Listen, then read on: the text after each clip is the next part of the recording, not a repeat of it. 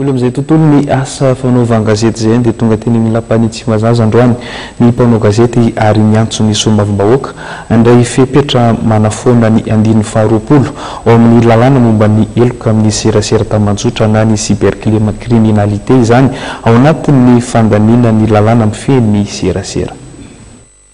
Mitony etsika tanterahan'ny mpanao gazety manoloana ny mbola fitazonana ny anjin'ny faharoapolo ao amin'ny lalàna momba ny eloka amin'ny serasera tambazotra na cybercriminalité. Anisany voalaza ao amin'ity volavolan-dalàna ity ny fanasaziana mpanao gazety no ny fanalambaraka izay mahavoasazy rokatra amin'ny adiny taona miampy onitra hatrany amin'ny 100 tapitrisa ariary. Tonga teny amin'ny lapany tsy mazaza androany ny mpanao gazety ary niantso ny solomavambahoaka andray fepetra manafoana io andinin-dalàna io ao anatin'ny fandaniana ny lalàna mifeny ny serasera. Antonany maro no nandiniany ny mpanao gazety niaraka tamina mpiara-monina iraisam-pirenena ny PNUD ohatra ny solitena ministera ohatra izay namola volan'ilay rijanteny zany hoe ho atolotra ny gouvernement hoentiny ety amin'ny parlement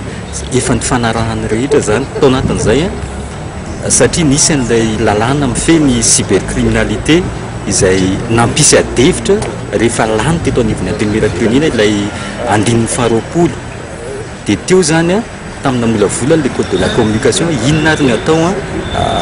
zany hoe mba anafoanana an'ilay andin'ny faharoapolo iny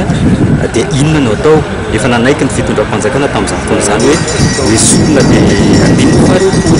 dia ity zany misy lalàna anankiray vao atao andalo ety anivon'ny parlement dia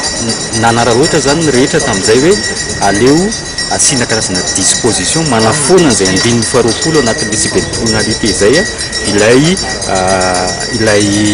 lalàna mifeny fifandraisana mihitsy. Tsy tafiditra amin'ny fandaram-potoana ny anteny meram-pirenena hatramin'ny 1 Jona ny fandiniana ny lalàna mifeny serasera ary fantatra dia ao aorian'ny fety ny 9 Jona vao andinika io lalàna io ny anteny meram-pirenena.